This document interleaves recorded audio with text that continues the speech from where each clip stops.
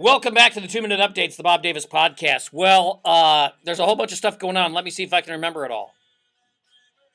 Um, uh, um, um, yeah, and that too.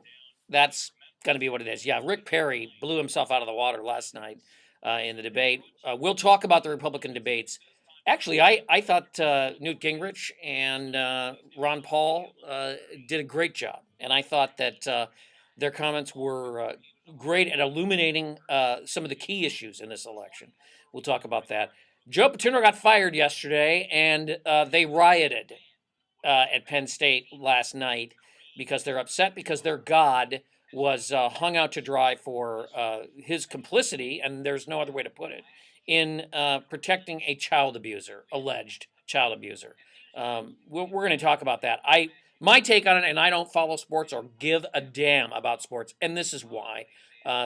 This kind of hero worship gone completely awry. It's sick.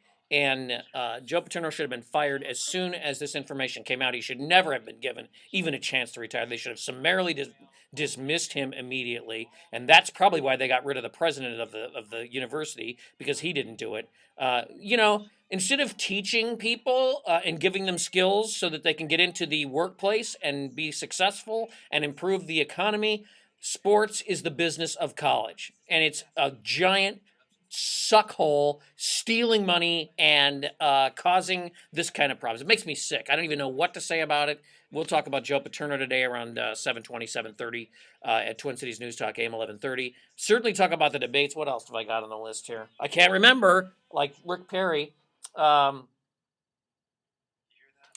I don't think we're going to get to Iranian nukes, but we ought to be able to get to Iranian nukes, because the question is, what's the president going to do?